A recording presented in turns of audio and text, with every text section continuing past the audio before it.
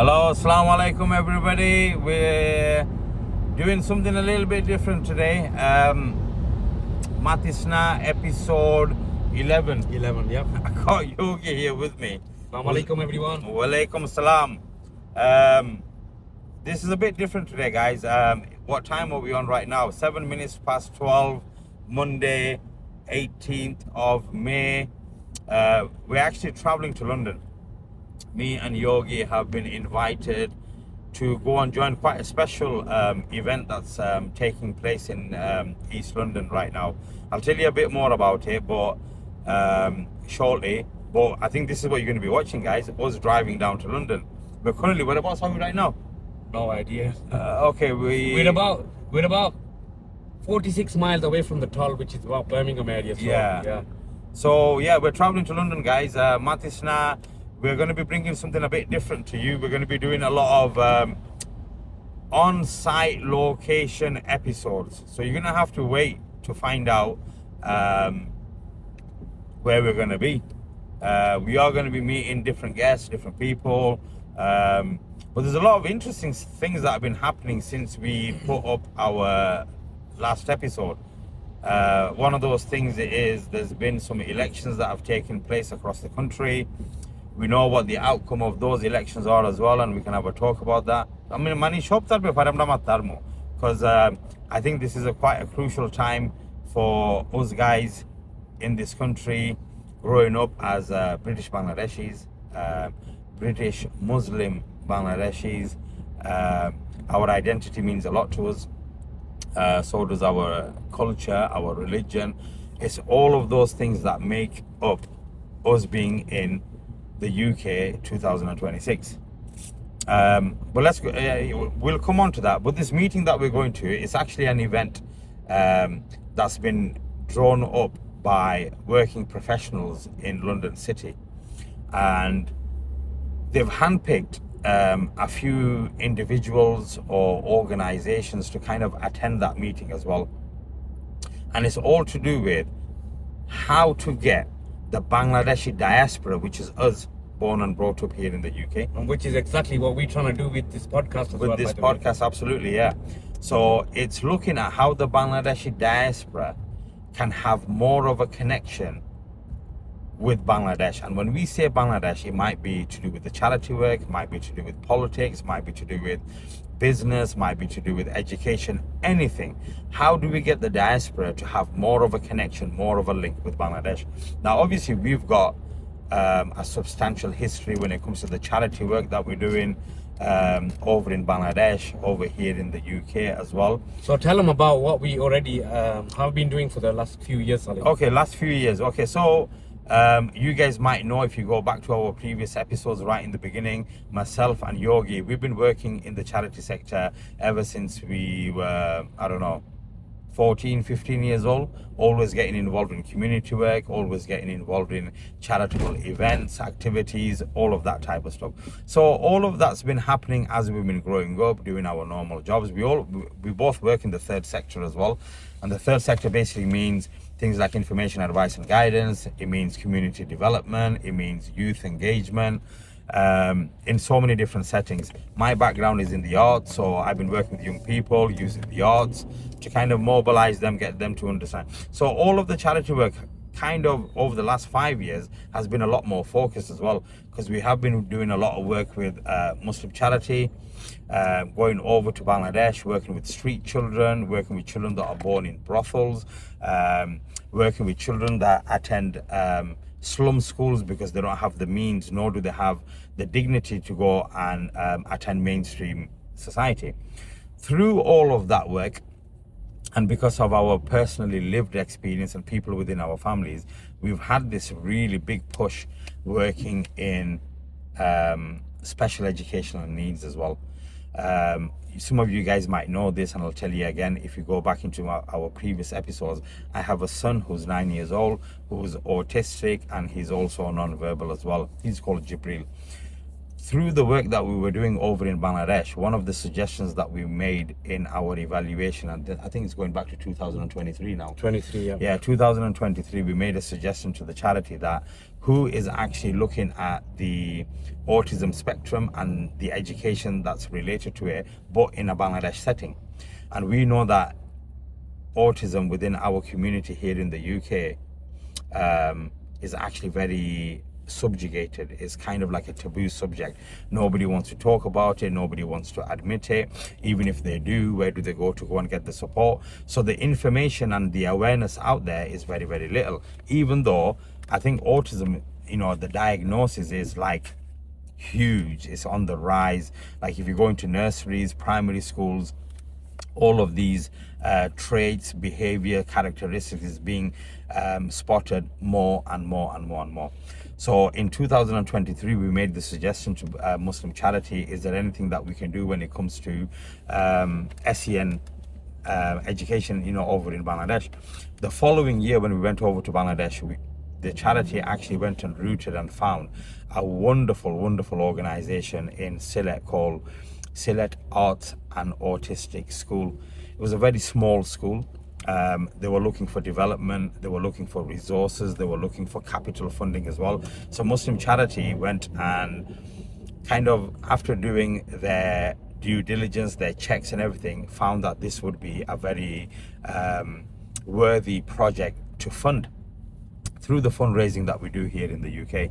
So since 2023, we've been now working very closely with Sylhet Arts and Autistic School. How? We've been doing that as volunteers. So as volunteers, we've been still working with Muslim charity, but outside of that, because I have a background in education, my son goes to an SEN school here in the UK, I do a lot of work with that school as well. We decided, you know what, let's really go for it and see what it is that we can do. The school itself, guys, I just want to mention as well, the school itself, that Salik's mentioning, that the existing school is only a little house, and it's got a bit of history to it as well. It was created during the time of India. At that time, Bangladesh was part of India. Anyway, it's very small, and through the projects that we've been doing in the UK, the fundraisers and things like that, we've actually managed to help partners with other organizations, and we've helped build a 4-story building, or is it 5-story? It's 4-story, so it's purpose built. So like Yogi is saying, one of the elements of the project was that they wanted to build a new school. Yeah, Muslim charity and the funds that we raised didn't fund entirely all of it, but a lot of it. A lot of it. Now, if you go to Bangladesh, in Sylhet, you will see that they now have a purpose-built, amazing, and it's solid, guys. You know, it's brand solid. new. Yeah. Like, you know, I think they've got there's 3 stories worth of education spaces, classrooms, all of that. And then once you get to the top of the building, they actually have their own performance space. They have their own art gallery, because don't forget, it is called Sylhet Arts and Autistic School. Some of the volunteers from London, the brothers that we know and that we go with, they've actually donated, you know, is it treadmills as well? Treadmills, like exercise machines, bikes. Yeah. It's all to do with health, well-being, mental health, all of that kind of stuff. There's even an art gallery on the top floor, I think. Yeah. And when we say an art gallery, it's a fully fledged art gallery. It's where the artwork of those young people is exhibited. And then obviously you've got other artists that come along that want to exhibit in the Sylhet area as well. The management of the school is doing tremendously well. Like, they've been collecting accolades and awards right now for the education that they've been delivering. But going back to looking at the work that we're doing, we've actually, alhamdulillah, we've managed to go back to Lancashire County Council's Education Authority, because the school here in the UK, I sat down and had a conversation with them, and I said, look, the school, by the way, is Holly Grove in Burnley. Holly Grove, Burnley. They're very good as well. Thanks to them. Yeah, thanks to them. So that school... Oh shit, it overheated. Okay, carry on that. Yeah, so basically what's happened is it because of the sun? Could be because of the sun, is it? It might be because it's charging as well. It just gets overheated. Okay, so what I'll do, you know, hold on. I can continue talking to you guys here. Let that one cool down over there. So the school in itself, I went and sat down and had a conversation with the management of the school, the leadership of the school. And I said, look, I'm working with a school over in Bangladesh, which is, again, it's an SEN school. You know, the level of education that we're getting over in Bangladesh, the taboos, all of that, the whole idea of raising awareness. So I mentioned to the school, wouldn't it be lovely if we could twin both of those schools together and then start delivering work with teacher to teacher, start delivering the work with student to student, start delivering the work with parents to parents. So we had to go and get permission from Lancashire County Council, get the board, the school governors on board as well. And as soon as we kind of went and pitched the idea, they were like, whoa, this is amazing. This has never happened before, especially with special educational needs. So let's go ahead and see if we can make it happen. So we went away, wrote a memorandum of understanding between the two schools. The school over in Bangladesh also had to go back to its authorities to see whether they were allowed to do a project like that. So alhamdulillah, right now we actually stand on an agreement and a contract where both of those schools have been aligned together, and the twinning process has actually happened. So we have a document now in place that shows agreement between both schools that we are officially twinned. But I mean, the ceremony hasn't happened yet, but we are working on a twinning project between those two schools. What we've done is we've actually called it Roots Across Nations as well.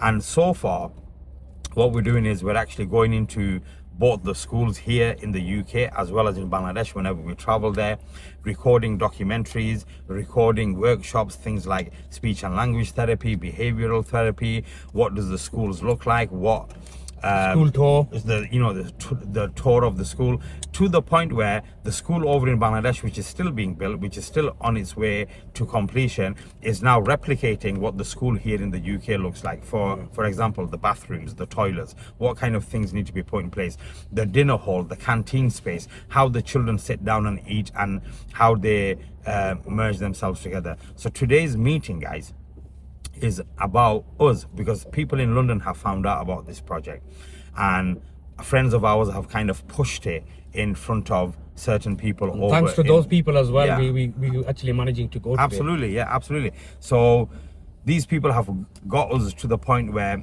we can now go and attend that meeting, and this meeting is actually going to be attended by somebody quite special as well, guys. So in Bangladesh, there's a organization called BRAC. It's really well known. It's probably been around for about 50 years. It's probably the biggest NGO in Bangladesh. They have their own banking system, they have their own education system, community project, all across the whole of Bangladesh. It's actually internationally recognized. The CEO of that organization is coming to this particular meeting. So we've been invited to go and pitch our idea, to go and express it in front of other people that are going to be there as well, other charities, other like-minded organizations and individuals that also want to have that meaningful connection with Bangladesh. We're all Bangladeshis, we're very well, I don't know about Bukhari. Apparently he's English. Yeah. Bukhari's not here with us today, yeah? He'd be sitting in the back of this car chewing both our ears off, saying, Sal, what are you talking about? I'm English. And, all of this kind of conversation, believe it or not, guys, when we finish recording, there's always like another hour's worth of conversation that happens between ourselves, because not all the time do we all sit on the same page, but maybe we'll come back to that on another day. So this CEO of BRAC is going to be attending this meeting as well. We're going to be pitching our ideas, linking up, networking with other like-minded individuals and organizations, so that we can get our idea out there, and maybe get organizations like that to fund us, support us, give us resources, point us in the direction of other people that might be able to help. So actually for us, this is a significant move, and this is the reason why we're recording this podcast as well, because we want to record our journey, what we're doing, how we're doing it, all of that kind of stuff. I'll tell you guys, from my point of view, yeah, I'm very excited, because even though we're going and meeting these people, these big shots and all of this, you got to remember the journey as well. Salik, the journey, and I've been through that journey as well. Meeting the parents over there, meeting the teachers, meeting the actual children as well. Yeah. And it's sad, I might be excited, but the truth is it is sad, and something needs to be done. And this is what Salik and myself, we've kind of, we're on this journey now to help these people. I think we're very much, we've convinced ourselves that we're going to see this through. I think I'll tell you about some of our plans. We want to now hold an official ceremony where we get the teachers and the heads from this country over to Bangladesh. We want to deliver a 7-day training week, really. The training is going to consist of 3 different elements. The first one is the school management with the school management here in this country. We want to then hold part of the training with the school teachers from the teachers from this country with the school teachers from Bangladesh over there. And then the third element is the parent and children from this country to the parent and children from that country. Those 3 things we want to go over there and deliver it face to face. We want to get the school management to start working with each other a lot more. UK, the school here in the UK, Hollygrove, has said that they're more than happy to lend all of their support, whether it's management training, whether it's teacher training, whether it's parent conferencing, whether it's work with the young people. All of these things, guys, can absolutely happen. We've already got a plan together and we've put a proposal forward to say this is what we want to achieve. We're now looking at this as a fully scaled 3-year project, and my ambition, and I can tell you this as well, I want to hopefully get a group of people together who are working professionals that work in the education sector, that lead in the education sector as well, to see whether we can sit down and through this twinning project help Sylhet Arts and Autistic School write a full curriculum for their children, right the way from when the child first enters the school right the way up until they leave. And then if we can get that type of a toolkit together, that type of a document, a resource together, then maybe approach Bangladesh's government to see whether they would endorse something like this to also be delivered across the whole of Bangladesh in government funded SEN schools. It's a big thing that we're talking about here. I believe in ourselves. I believe that we can do this. Time is something that is going to be needed. Funds and resources and expertise is something that's going to be needed. But I'm more than happy to see this through, and inviting other people who come from that particular sector to come forward and say you want to also lend support as well, because it's not a case of, oh, we're doing it, nobody else is going to get involved. Absolutely not. Anybody who's got skills, resources, knowledge, expertise and conviction and passion that wants to make something like this happen, absolutely come forward and let's make it happen. And I know we're doing this with a project with Bangladesh right now as well. I think it was last year, same again with Muslim Charity. I went over to Pakistan as well, and very similar issues, very similar needs, and we want to deliver for that as well. So I think that this is our opportunity to lead on something that's quite significant, to lead on something that will make such a huge difference. And look, end of the day, আমরা বাংলাদেশে যাই, আমরা সিলেটও যাই, সিলেটে গিয়ে আমরা গিয়ে থাকি, আমরা ফ্যামিলিও এখানে. If we can do something like that, it gives us even more reason to travel there even more. And I think we can definitely make it happen, guys. But today's meeting, me and Yogi, definitely we're really excited. Obviously, traveling all the way down to London, it's going to take us hours and hours to get there. We're talking to you guys as well. But if I was to just very so slightly take you away from that particular thing, and talk about, there was an election that took place in England last week. Local elections across the country. And my party won. I know, guys, you know, before. Nigel Salik over here. Nigel Garbage, I call him. But no, this is a serious thing. I know before I was saying that in our previous episodes, we were talking about reform, we were talking about particular elections and what would happen. Look, here's an opportunity for us to really sit down and think, okay, what did happen and how are the community taking this? What's everybody's initial feedback? I know there's a lot of scaremongering going on around the country right now, but there is going to be a significant difference. Like, let me tell you about Burnley. We, in our local community, we went and supported the independent movement. And right now, or up until this election, the independent group's leader was also our council leader as well. Now, this week, there's going to be a very, very important thing that's happening in Burnley, which is the council is going to decide, the council officers are going to decide who's going to lead the council. Now, we know the majority group or the political party that won many seats in this particular local election was Reform. Can you believe it? Out of the 15 seats that were available, 11 of them went to Reform councillors. Yes, it's quite crazy. So actually. that's quite crazy. By the way, did Shah win? Shah by Sab won in Stonium and Dane's house. But there is things that we need to look at, or we can discuss and stuff like that. Like, for example, now if there's that kind of a significant shift, like there's loads of conversations that are going on in the country, and everybody needs to pay attention to this as well. So say, for example, we live in a predominantly South Asian area, we live in a predominantly Muslim area. People are now having this or raising this as quite a strong thing. So what some people who are reform voters are saying, or just people generally, they're saying, Muslim people only voted for Muslim representatives. Yeah. So even in your particular area, if somebody, let's say, stood up for the Labour Party or the Liberal Democrat Party, and they were the better candidate through their experience, their knowledge, and all of that, their time working in community, why did they not get votes? Why did the Muslims only vote? Why did the Muslim community only vote for the Muslim councillor? Because look, let me be honest with you guys. What do they call that? Sectarianism? Is that what it is? Or this whole idea of the Muslim vote. Now everyone's proving it's a real thing. Yeah. It's really a real thing. So now check this out, guys.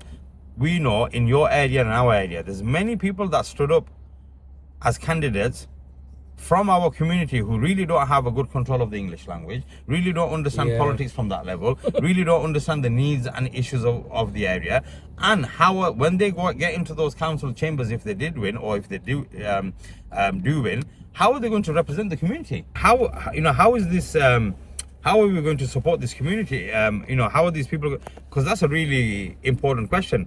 How do we nominate, or how do we go through a vetting system? Because that's what it is. Somebody has to apply to say, I want to become a councillor. On what interview did this person, man or woman, pass to then become a candidate in the area and stand up for election? Clearly, there's many people that stood up who are not, in my opinion, they're not qualified. They're not qualified whatsoever. Yeah. In the same way, if you get a normal, whatever job it might be, becoming a doctor, becoming a teacher, anything really, you go through an interview process. They look if you're right to do that job. Yeah. And we're giving these people a chance to kind of lead our lives to, take our community or ourselves in a certain direction. So how can they when they can't speak English? It doesn't make sense to me. And then if we're talking about this block voting, like this Muslim vote, sometimes in some areas, and I know this happened in Burnley this time as well, we did the job on ourselves, if you want to call it us. I'm not saying I'm calling ourselves us in that way. But if we were to call ourselves us, we did the job on ourselves. There's a particular area in Burnley which was held by, let's say, an independent councillor who's Asian, who's from a Muslim background. Now, within the independent group, you had your rifts, you have your disagreements and stuff like that. But the disagreements went on to such a level that the group split itself, and now you've got two candidates who don't see eye to eye. They've gone into that particular area, split the vote themselves, where reform snuck in. Yeah. So what happened there, guys? Forget talking about the Muslim vote or representation and all that. We've gone in and divided our own community through our whatever you want to call it, disagreement, not being on the same page, misunderstanding, or even let's even take it down to ego. Yeah, and that's allowed the other party to. That's allowed what we're calling the enemy per se, or the party that we really didn't want. They came in. So now the issue isn't that they've come in. I'll tell you what the issue is for me. The issue is we're now setting a trend and a precedence and a particular kind of behavior that this can happen in all of our communities. What if tomorrow in the area that we live in, another person comes forward and splits the vote like that again? We don't really get behind one person. We don't really get behind the most eligible, the most qualified, the most experienced person to go into the council chambers and speak on behalf of our community. So things will change. Anytime funding comes into a South Asian area, let me be frank here, anytime funding does come in from the local authority, you will always get, and if it's published on the newspapers, if it's published on Facebook or any social media platform, you will always get those comments. Oh, there they go again, getting all the funding.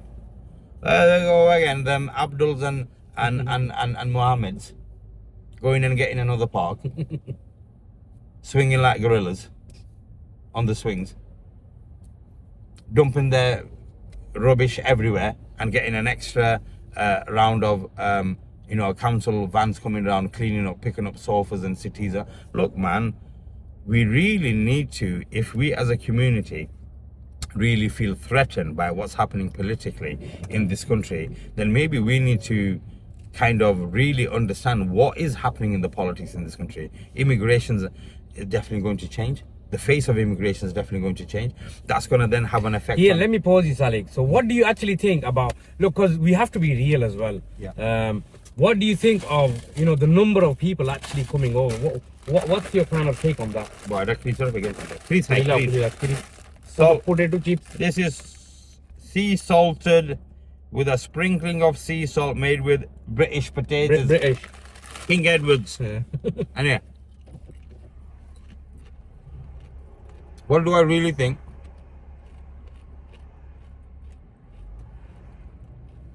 I think we have to look at the pulse of the country. Okay. Let's say in your house, if you really wanted to, you can fit 8 people in there. Yeah, okay. But do you really want to fit 8 people in there? No, not really, no. There's a choice you have as well, innit? If it came to it and you really needed to house 8 people, you'd do it. I know you would. Yeah. But what the British people are saying is, it's causing an effect. Like, if you had 8 people in your house, you get up in the morning. You have to wait for the bathroom. Exactly. Brushing your teeth. Keeping the house. Everyone has to share this, right? Yeah. This then has a strain on your plumbing. Let's be real. Yeah. Because everyone likes to have a good dump. So, look, I know you might think I'm being silly right now. No, it's a good analogy, because obviously you just in that house, compacting it. Yeah. In that house, you got 1 kitchen. Yeah. 8 people want you to eat 8 different kinds of food. You got to cater for that, right? Because you're the host, don't forget. In your house, you got 1 big bin. So that's for 1 ideal size family. You've got 8 people living in that house. That bin's going to get full quicker. Yeah. You're going to need probably to go back to the council to say, oh, 1 collection's not doing it for me. So I'm trying I'm going to add on top of that. Then you've got people in that household, they're working and they're trying to provide for the rest of, you know, like trying to chip in. And then you've got people who are not working, trying to just take. Am I right? Yeah. They're just sitting on that sofa watching Friends on repeat. Yeah? If we look at it from that argument's point of view, logically, it makes sense that how much can that household take under the strain? Without bursting, Without bursting. Without things going wrong. Without people being civil. Because look, shit happens. So go on, shorten it for me and tell me. So you think that too much immigration is happening at the moment? Is that what you're saying? I think there does need to be some kind of constraint here. I don't think England's packed. I think more immigration can happen. Rather than stopping immigration, I would turn around and say, let's be more particular about it. Yeah. You know, the problem with the political system is they just open the door. This is where I think fundamentally the problem was. They just opened the door and people went and abused the system. Let's say, for example, this year in 2026, Britain's immigration system is going to say that anybody can come based on their worthy, their eligibility, but in particular, we're looking for school teachers. Yeah. Because we got a shortage of school teachers in this country right now. But we're going to only open that up for 12 months and we're going to cap that at 20,000. We know after that, nothing else is going to happen. I think it's those kind of controls that will be good. But look, the economy is one thing. Hey guys, as well, don't think that the UK immigration system doesn't make money. You know how much these applications are? I was going to say that to you. Look, we do those they're not on a going to just regular. open the doors without them making something out there. Me and Yogi work in this particular sector. The UK immigration system is making so much money just through application fees, extensions, all of that. It's not cheap, guys. Yeah. It is not cheap. And then for these people to come here, when I say illegally, I'm talking about somebody coming as a dodgy teacher. Not really a teacher, but saying that I am. Somebody saying that I've studied this, but I haven't. I've just made a fake. What about just recently, the other day on the newspaper or the news, I saw it. Someone got busted. A solicitor got busted. They're telling people how to fake being gay. So they got busted about that. Yeah. So this is what I'm saying. that the system is being manipulated. Yeah. Now, what the far right would do is just brush everybody with the same brush. They'll get that one brush out and then paint everybody. To give you an example, my children, they went to Roman Catholic schools. Why? Because I chose for them to go there. Not that there was anything wrong with any other school, but I wanted my children to go there. They went there. My son went there. He left school a few years ago. Yeah. He was saying he never experienced any kind of discrimination or racism, anything of that sort. They just kind of got along. Everything was fine. With my daughter, and because of the politics of this country right now, she feels it. Is it? Yeah. They talk about it openly in the class. When you say they talk about it, what's that? So in their PGCE lesson, when they're talking about the country's politics, immigration, all of that is part and parcel of their education. The minute they mention immigrant, everyone turns around and has a look at my daughter. But my daughter's not an immigrant. If you really think about it, her grandfather came to this country in the mid-60s. And he's probably, I'm guessing, but he might have most likely been invited as well, no? Where? Because a lot of people were invited to come and help with the economy and stuff like that. My father came to this country and he worked in the industry what needed to help rebuild the country back up again. Yeah? Then me and my siblings were born here. I have a lot of a connection with my heritage. But then in the 2000s, my children have been born here. They have very little connection with Bangladesh apart from the times that we take them. So they're more or less fully British. Yeah. Integrated. They say it takes 3 generations for you to assimilate. My dad, us guys, and then our children. So now when we sometimes say, our people sometimes sell out a little bit, they haven't actually sold out. They're integrated. It's part and parcel of it. The way our parents used to send money back home for their brothers. Do we do that? We don't do that. Do you think our children are going to, they're not even going to think about it. It's not even going to be a thing for them. So immigration is definitely, immigration will be the reason why Nigel Farage becomes the next prime minister. Yeah.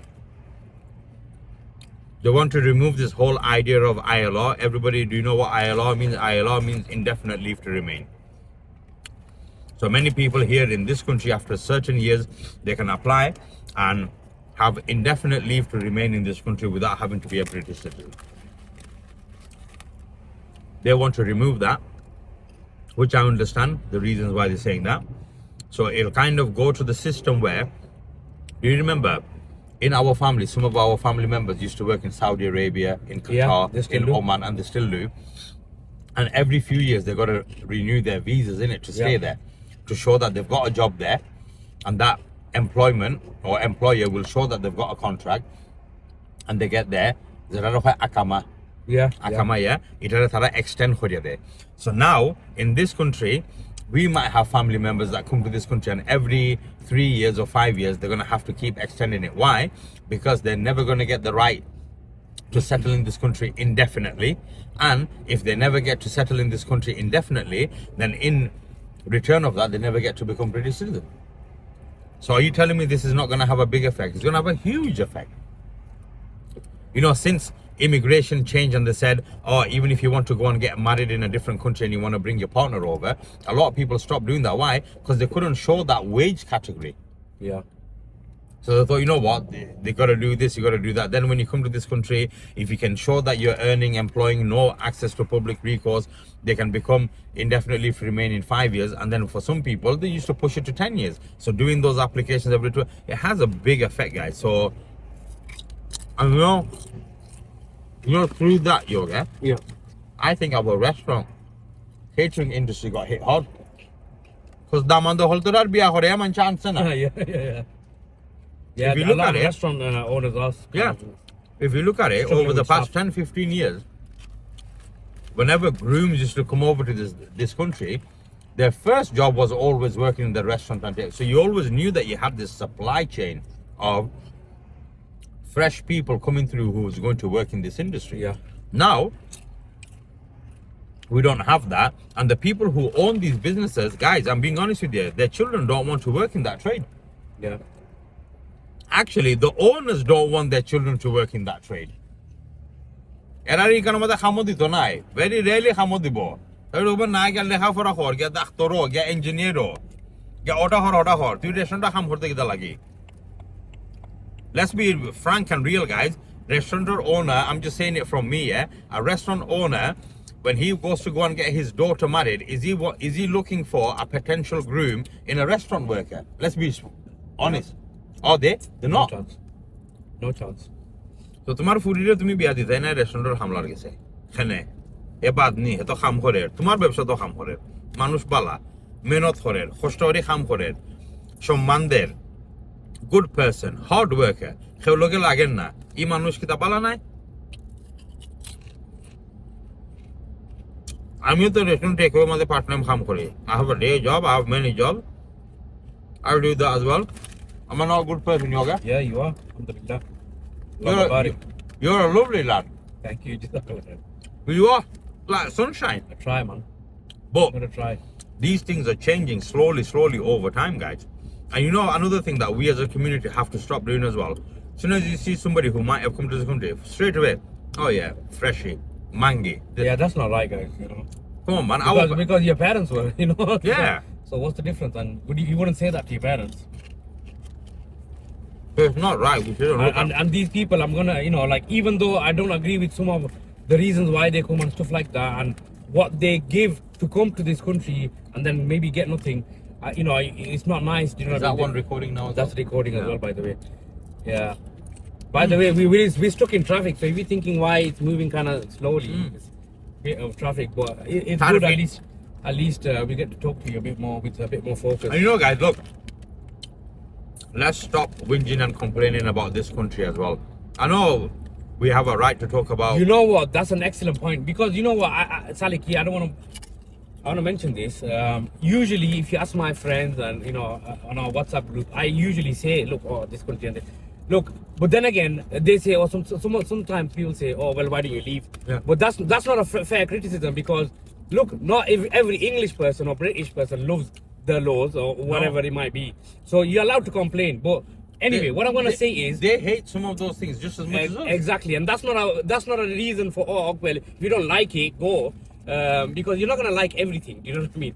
But I will say this: I went to Egypt recently, and that's one of the reasons, guys, we haven't been filming. I know a lot of people have been asking why have we not been. It's been on its jollies. Yeah, I've been. So 3 weeks we missed out. But anyway, when I landed in Egypt, a lot of tourists there are from Russia or Germany or Czech Republic or whatever.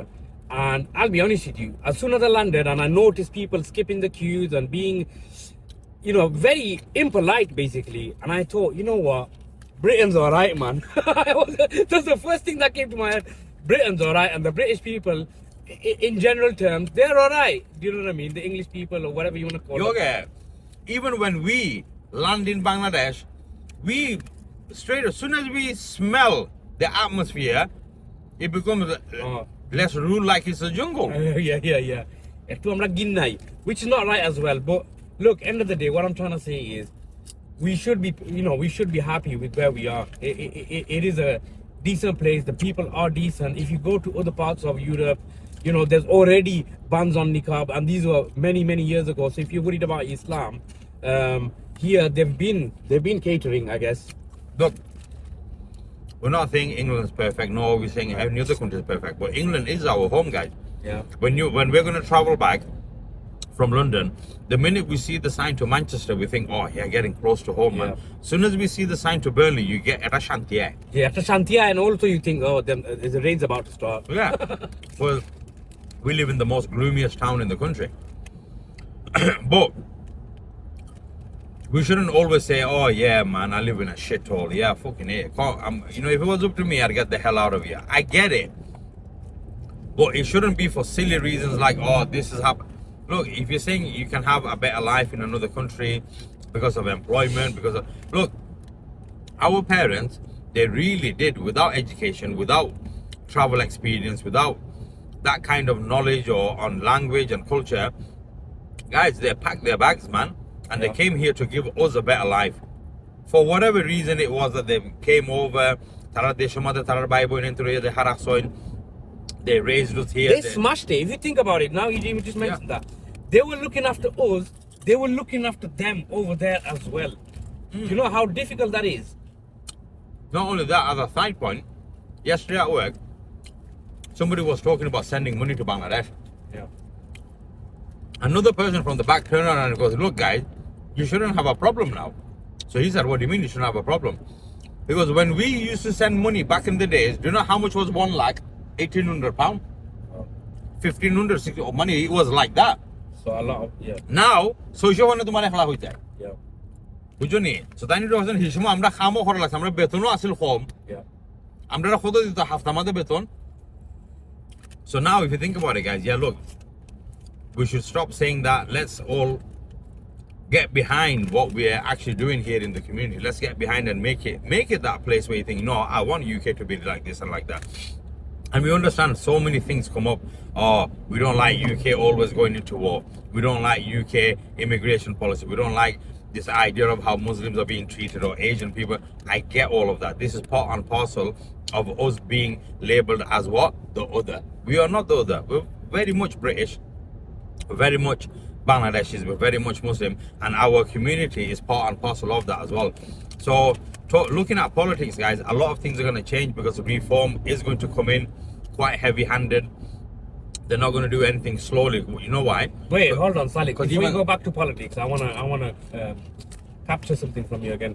So you know that person who said don't or you shouldn't have to. What do you think? Should we have to or should we not? Have to what? Send money back home. Because No. I'll say I do give it. I do give it. No, and I give it as well.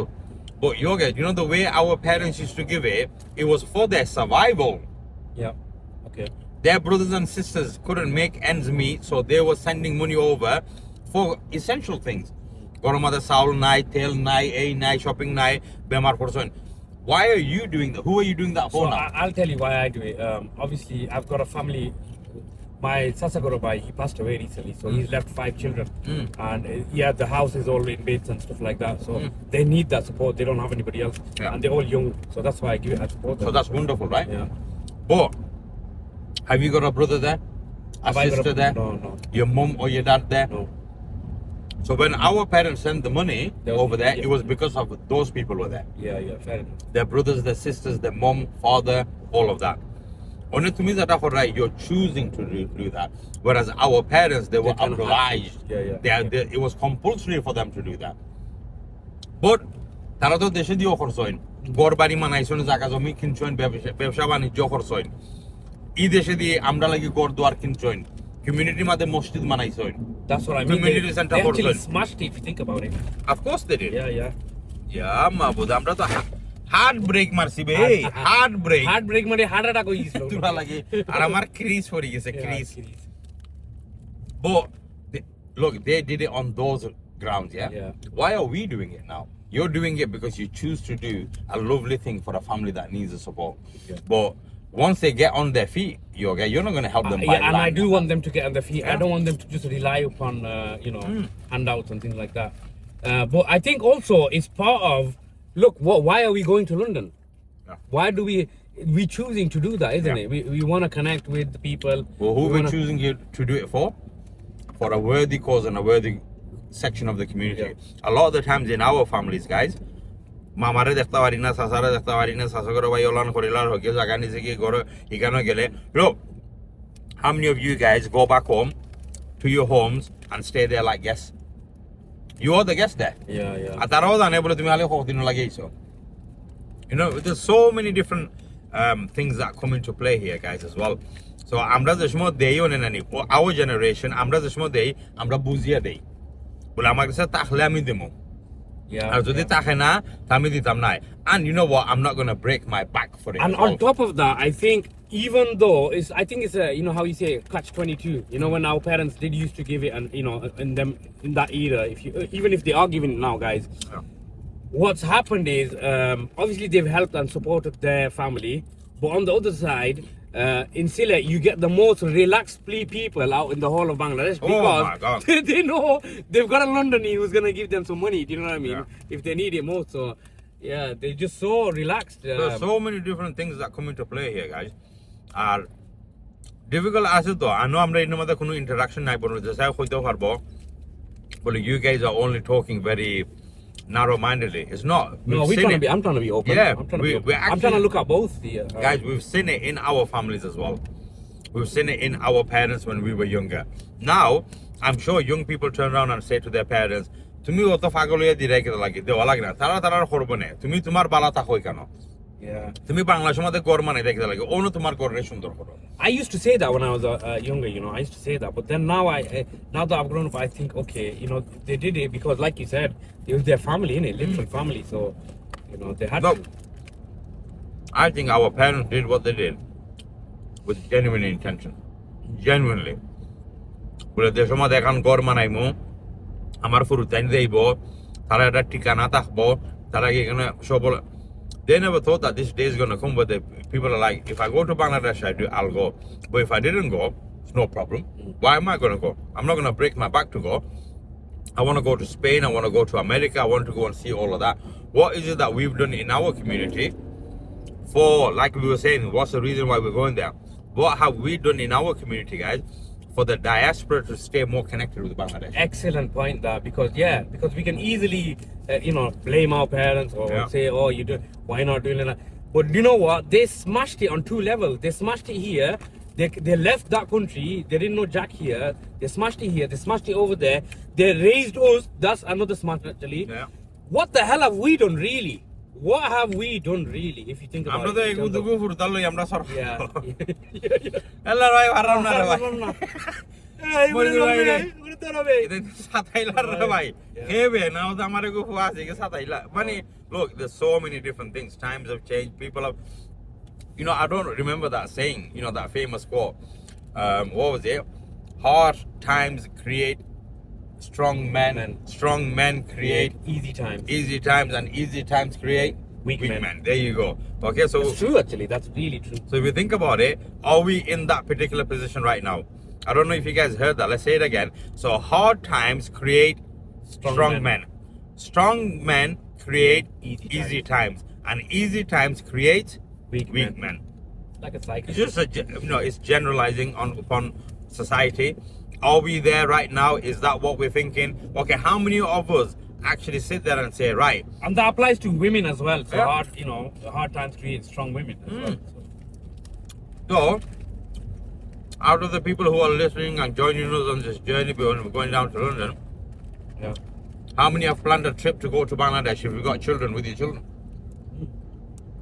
Let's be real. Since I come back from Egypt, I said to my son, listen, the next trip, definitely, 100% you're going to Bangladesh, and he wants to go as well. So that's what I want, man. I want them to have that connection. Yeah, you're going to live in Britain, fair enough. Yeah, but I want you to have that connection. Yeah. I want you to see these are your people as well. And that's the beauty of, being Bengali or Pakistani or whatever, having dual race. You've got two people you can connect with. And that's a blessing. Me and Yogi had a conversation when he come back off his holiday. And one of the things he said to me, he looked at me and he goes, yo, Bangladesh all day long. Yeah, man. You know, honestly, I'm telling you guys, Bangladesh is it's a viable holiday destination. There is no doubt about Trust it. me, guys, man. If you haven't been, it's been a And long look, time. when you go to Bangladesh, why is it that you only think that you're going to stay with your relatives? No, Book yourself into a hotel. Bangladesh is amazing. You got to check it out. If you went a long time ago and this stuff, it's changed. It's there has been a lot of improvement, and the British person can live out there. 100%. For even a holiday or for a week or 2 weeks. 100%. You can't survive. You know what They I mean? got good hotels, good food. Good kitab, better than a lot of hotels here.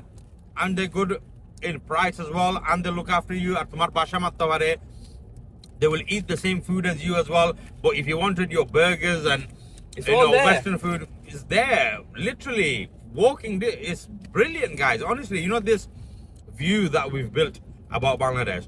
Yes, a lot of the times it was true, but a lot of things have changed as well. You go and meet the young people over there; they're very open-minded.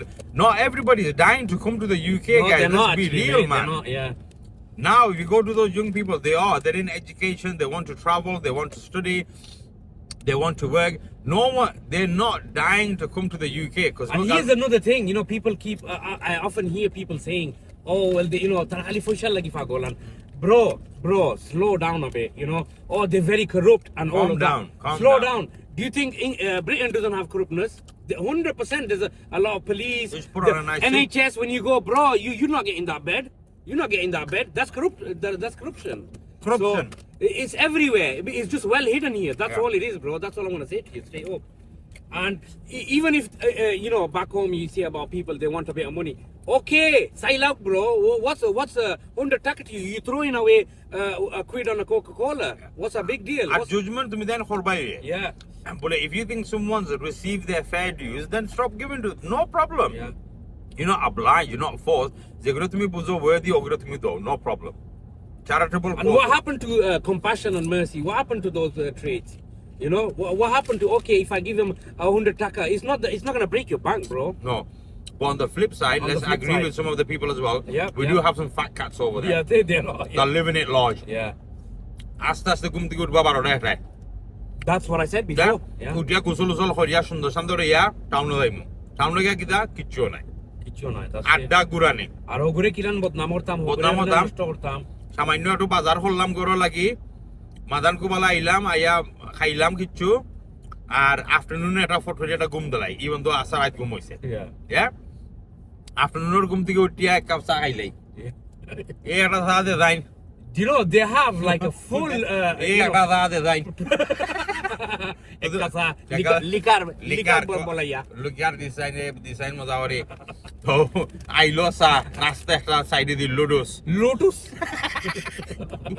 কিবা biscuit বাস্কুট আইলো কানাটোস হ্যাঁ সল্টিস lotus biscuit lotus তো ওটা খাইলা বাজাবার রাত গলা কিতা গেলাম কি এবার বাজারও ওখানে বেড়াইন দলইবা ইনমাদের মাছ হইব রাজনীতিক মাছ পলিটিক্স মসজিদের কমিটির মাছ ওদের রাইতি পারাইয়া কিতা সিগারেট একটা খাইয়া খাইয়া আইলাই রিস্কা দিয়া ও তো বাড়িতে রাতকুর ভাত খাইলা এবারে ফের টিপা হইয়া বাদে এবার হইয়া না খখরাইলাই they have like a proper full on, you know, how you say, not a 3-course meal, but like breakfast, they'll have the lunch, they'll have the snacks in between, dinner, what's up? All, yeah, I've seen that. Yeah. That's right.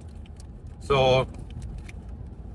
Yeah, so you're not completely wrong. What I'm saying is just relax a bit, man. Yeah. You know, let them do their thing, you doing your thing, and go and enjoy Bangladesh. That's the people. If that's what they like, that's what they like. You know, you're not going for the people. You're going for the country. You're going for your experience to connect, and that's the key word here: connect. okay. You know, most of the time when people Salik, used throw to, that drink out. yeah. That pologa is the ludus.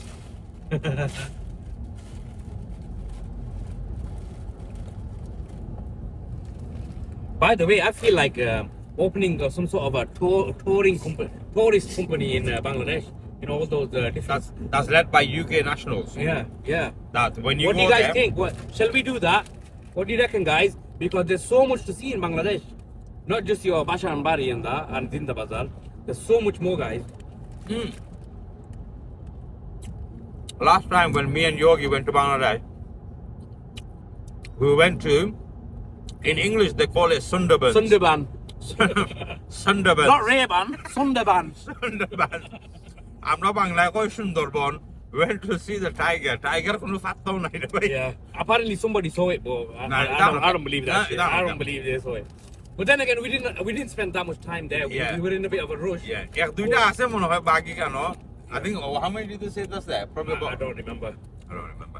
But anyway, Sundarban it is shared, so Bangladesh has part of it and India has another part of it. But it's amazing, beautiful. There's Mangrove. crocodiles, monkeys. One of the biggest in the world. Yeah. No, Yeah. it is the biggest. Oh, the biggest. The biggest mangrove rainforest in the world. In the world. Yeah. You know how long it took us to get there? 14 hours. No Forget joke. the length, the journey itself. It was a Oh bit my nasty. god. Obviously there was a lot of people with us as well, so we made the most of it. But honestly, when you go there and you get on those boats and say, right, I'm gonna go and enter the forest. It is once in a lifetime experience. It's not something that you do all the time. But you know these kind of things, you know one of the things that cropped into my head, Yogi. Go on. You know most of the reason why people used to go to back home and get married was because there was potential brides or grooms there. 99% of the time it was an arranged marriage.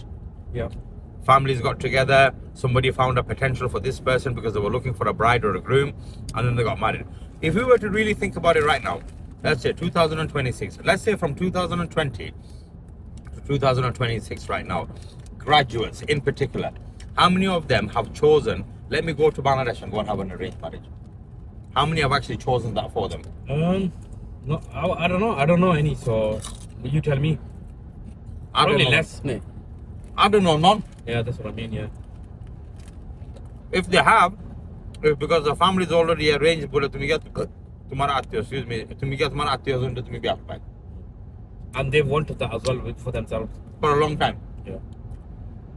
But how many people are saying this is one of the options that I might want to take when I want to get married? Who's out there? Graduates, men or women? Let Boys us know, or girls? guys. Let us know in the comments if there's anybody you know that fits that criteria. Or do UK third generation just want to get married to UK third generation? Yeah. Or just UK people? Do they not consider the fact that you can go to Bangladesh and get married? What's everyone's thoughts? We're going back to politics, guys. What's everybody's thoughts on it? You know, me and Yogi were talking about revolution before. How people create revolutions and stuff like that. Or what's happening around the world where some people are going around and talking about, oh, we need a new system, we want to create a revolution. Like even the far right now, you know, your Tommy Robinsons, yeah, your Tommy Robinsons and your Nigel Farages and all of that. You know, guys, one thing through studying a little bit, and me and Yogi were talking about this, and it is quite interesting. How many revolutions have been, like, how many have we seen through that started from poor people and then remained with poor people? For example, like we were talking about Pakistan before as well, and I was listening to another commentator, political commentator, also saying as well that even if Imran Khan's idea was the right idea for the people of the country, he doesn't have the means of the people to make it happen. Because what that person said, and he goes, look, I don't mean this in a rude way, you can't deliver revolution with farmers. They're the right people. They're the ones who need it the most. They're the hopeful ones. They're the ones who want to see that future of equality, prosperity, all of that kind of stuff. But just having them doesn't work. You need people on the elite on your side as well. You need bankers, you need finances, you need strategists, you need thinking people, you need people from education and all of that. So when we go and look into, say, for example, let's use Bangladesh's history. It also started from poor people. Yeah. Most of the Mukti Bahini were people that were from villages and stuff like that. But along with that, you had your Tajuddin Ahmed, who was very great. There's another ingredient I'd put in there as well. Obviously poor, and then I'd put in oppressed as well. Oppressed. Because don't forget, Bangladesh's struggle started in 48. Then in 52, the incident for the language movement kind of really became headline because those people got killed during that protest. Then all the way from 52, right the way to 71, what, 19 years? What was it? Nothing. Did they just almost, after 19 years, decide, come on guys, 1971, let's just have an independent party? Or no. So many things happen. So right now in this country, if you look at the far right narrative, there are their leaders like Tommy Robinson. What did he say yesterday? Somebody asked him, if you were prime minister tomorrow, what would you like to do? What would you do? He said, I'd stop Islam. Like, how are you going to stop a religion? You can stop a person coming through a border. Notice as well here, so like he's not saying the brown people. Yeah. He's saying Islam. It's a religious thing, right? Yeah. There was even a video that I saw that somebody in London, somebody left loads of crosses, you know, the crucifix, Yeah. on the floor. And as the people were marching and protesting with their Union Jack flags, they picked up one of those wooden pieces, which was quite big inside, and they started marching with it. What is that trying to show? That you're a crusader? That is this a crusade again? Against a what is this, a religious war? Because I know the protest took place on Saturday. How many of you turned up to church on Sunday? Yeah. Let's be real. Yeah. That if you're gonna, But they'll probably blame that on us as well, I guess. why? Because the churches have been converted into mosques. Converted to mosques, and churches are closing down, and they're in ruins basically. So if you think about it, there is going to be some significant changes, guys. If reform come in and they go down that, I'm not trying to fearmonger here as well. Is halal food important for our children in school? That's a big thing. I think they'll attack one of them. That's a thing for them to attack. Halal food, halal. We were actually talking about that at work yesterday. And What? I think part of the, no, I wouldn't say fight, but part of us, what we should do as well is learn. And we should, because if you ask me now, why do we eat halal? Obviously, I'm going to say, yes, Allah tells us to, which is true. Yes, He does. But like the reason behind it, we need to kind of learn this, and we need to improve on our knowledge and how we portray that knowledge to the person who doesn't agree with halal, basically. Look, you can disagree with halal. I've got no problem with that. But it's got to be know. reasonable and just 100%. you got to justify. By the your way, guys, argument. look, Islam, throughout history, there have been critiques of Islam.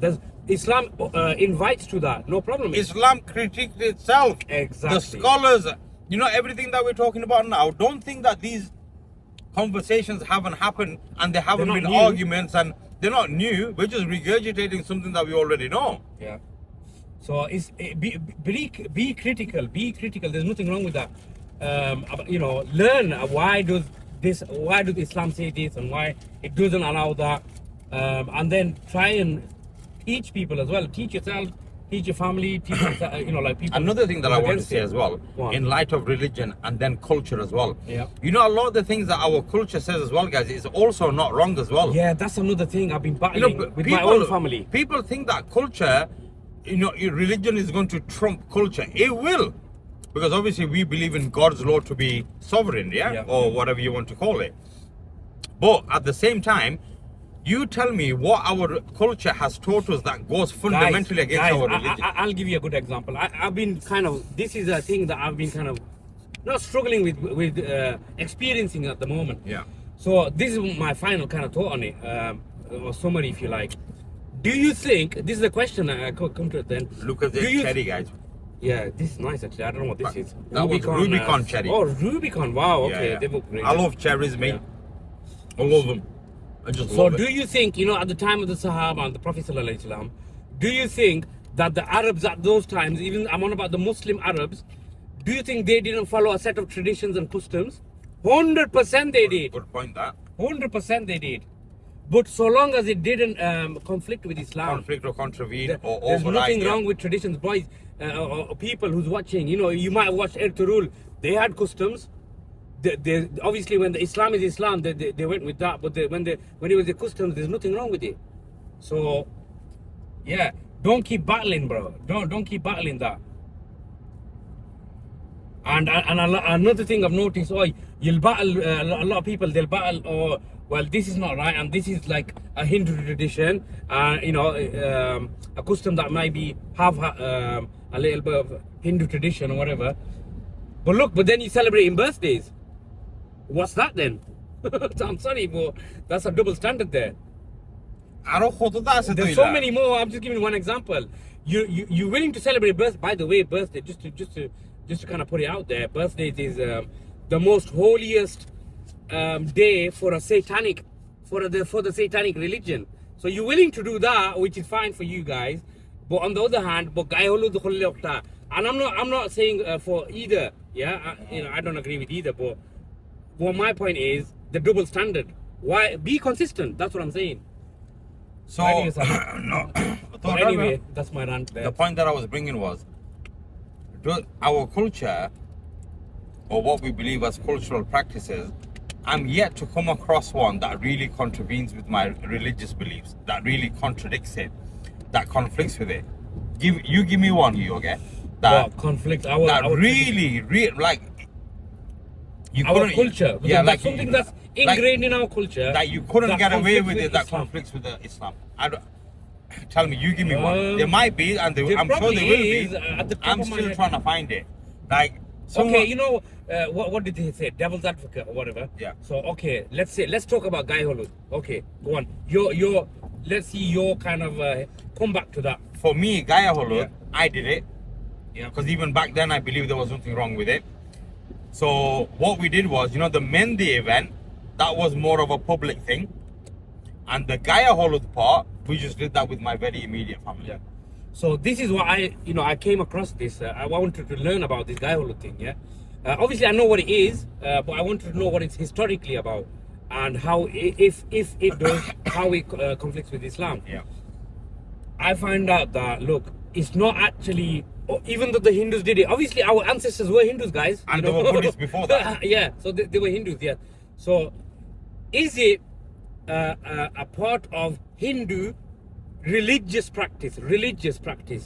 And as far as I know, as far as I learned, it's not. Yeah. It's just a thing that they do, but it's not tied to their religion, right? So, in that sense, no, Islam doesn't say you can't do that.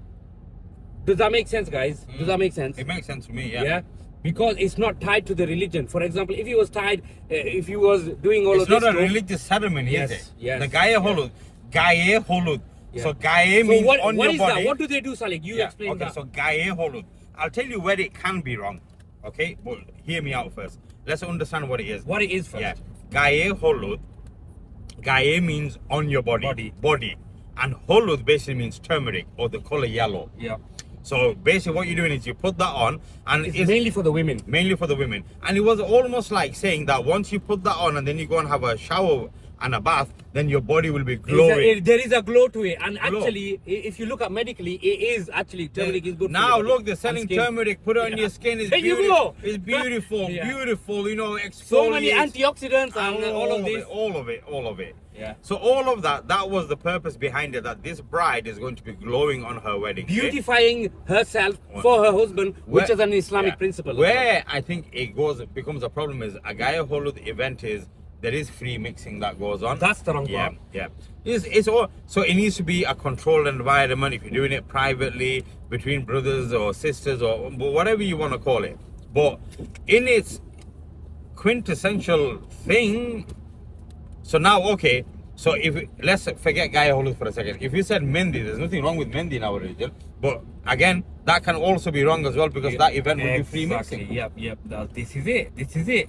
So it comes to like how you manage it. It doesn't manage for them people. Yeah. Then I'm trying to find other things as well. For example, Amra Biyar Badurdin, Amra But Mathis-Na. Mathis-Na. Okay, yeah. It doesn't. That's a proper cultural thing. So here's the thing I've heard lately about that. This is just the other week. Apparently, the fish represents the fertility because they, have hundreds and thousands of eggs and things like that. So it's a symbol of that, and apparently it goes back to Hindu religion because they have a goddess who's a fish goddess, I think, something like that. So if that is the case, which I don't know, then maybe I don't know, Salik. I would say 6, 7. I don't Okay, know. then I'll play the technical route as well. Yeah, go on. Am I cutting that fish because I'm thinking about fertility? Yeah. Okay. Fair enough. I'm- But then, you know why I'm here, doing let it? me get back to you. You know on why that. I'm doing it? But let me get Because back. this is a bloody laugh, man. It's a good But, laugh. but let me get back to you on that as well. I don't have money. Tarkhari khawa jai, masur tarkhari ekta. Yeah, fair enough. But Heavy what khani. but now, okay, but now somebody could say, well, I want to bring a Christmas tree in my house, but I'm not doing it for that purpose. What you I'm just putting in because it's decoration. So it's So, an so argument, this innit? is what. Does Yeah. okay. You know what the khotozator argument I. Yeah. Now, one thing that you can do is nip it in the bud. And Aye. nipping it in the bud says don't do none of it. Yeah. Then there's no flexibility to go down, little bit of meaning here, there, blah By the way, blah. just before you carry on, are we going to the toll or not? Yeah, that's it. Okay, carry on. Yeah. So all of these kind of things, it's a buzbardor harase. But I'm still trying to figure out what is it that I can think of that straight away I'll be like, yo, you can't do that, man. What's within the culture? Yeah. You get what I mean? Yeah. So, There is none. I don't find any. like, the other Bengalis. And by the way, as well, Salik, I just want to mention this last thing before you carry on.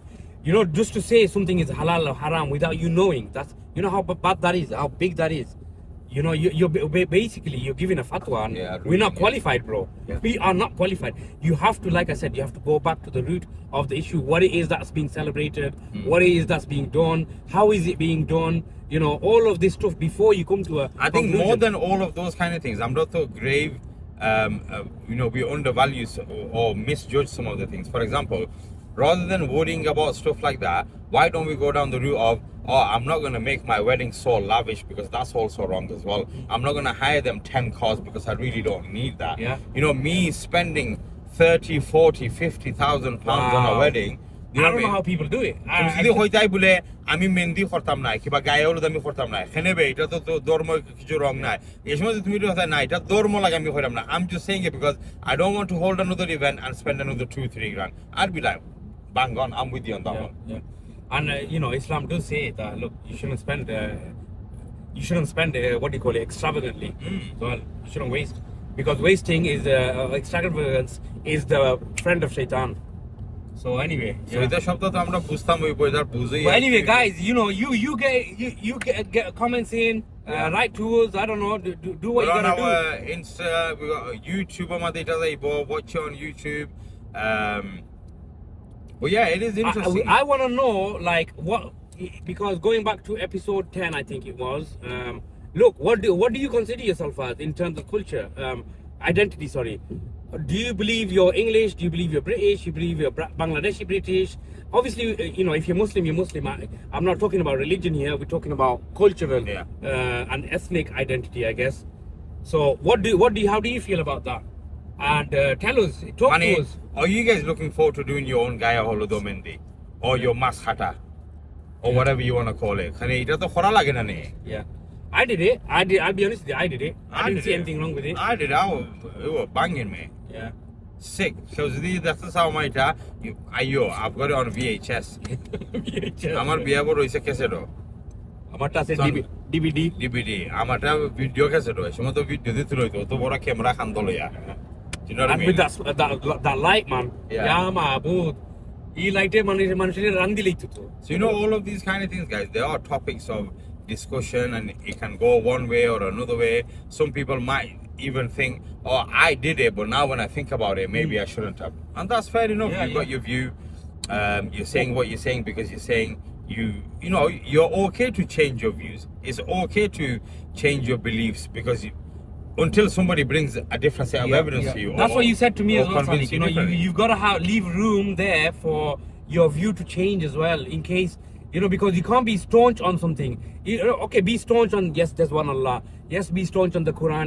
Those are like yeah. grounded, like There's foundational. no room for these, you know, that's it. It's how it is. But other things like, you know, like Guy Holud and things like that, you know, I used to think Guy Holud, you know, completely out of question. But now that I think of it, no, you have to prove to me that it's incorrect. You have to prove to me.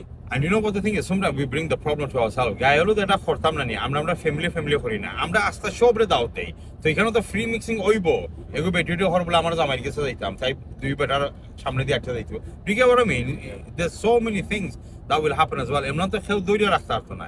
But before we lock off today, we might do a night one actually. Let's see on the way back from London. Can Depending give on you how an we are. update of what it was like, what the meeting. I want to ask you all, guys, thank you for supporting us, honestly. And a lot of people have been coming up to me, oh, when's the next episode? You've not done it for 3 weeks.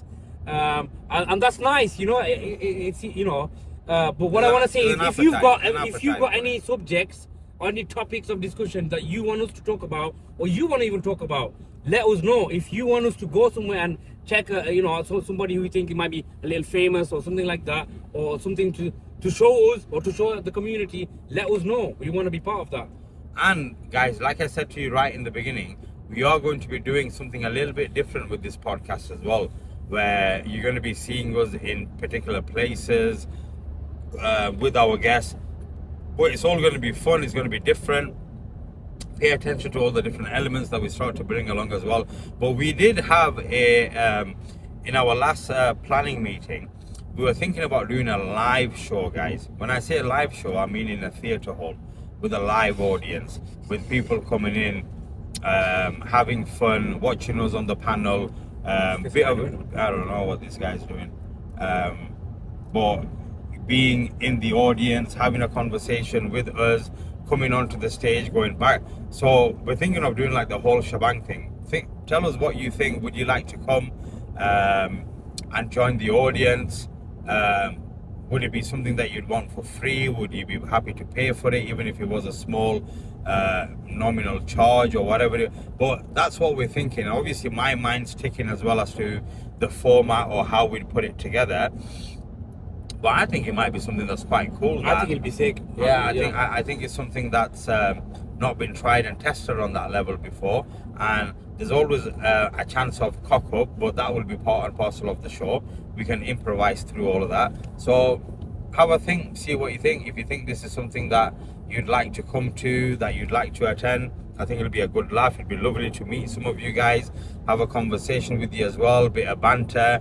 Maybe you can be on camera as well. Yeah, you know? maybe if you want to come on the panel, got something to talk about, jump on. Yeah, maybe even have an argument with you about something. Yeah. You know what I mean? Guy or not. Yeah, it's all love. There's nothing wrong with it. We'll bring our previous guests on as well and see what they got to say.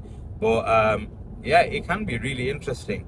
But I don't know if we're wrapping this part up right now. I think we should wrap up now, yeah, because it's going to have about an hour and 15 minutes. I need some fresh air because the window's been open. It's quite fresh air. Let's do that. Yeah. So what we'll do is we might come back on again and record a bit more. But one thing that we might definitely do, I think we should definitely do that. I think we should update them on the charity thing as well.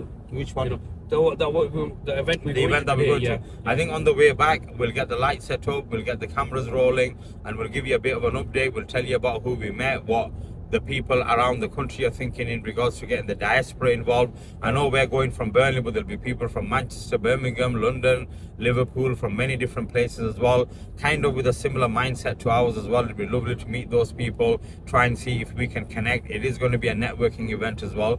And then I think what we're going to be doing, and me and Yogi were saying this when we were coming here, that we're not going to be shy and hold back and be reserved in what we're looking for or what we're wanting. So when we do meet that influential person, I think we'll just kind of give them the whole pitch, the spiel on what they need to know, and try and see if we can attract some resources, maybe some networking, maybe some funding, whatever it is that they can give us to help us. I think let's see if we can make that happen. Yeah, definitely. And guys, you know, when we call you, make sure you support this as well. At the moment, we're trying to build the social media and a website and things like that. Yeah. So once we've done that, join it, support to the you know, in the way that you can, even if it's by sharing or liking. It's called Roots Across Nations. Yeah. So once you see us talking about it here, once all the social media handles are set up and the website, we will be promoting it. We'd love for you guys to come and get involved, however much you can, with words, through effort.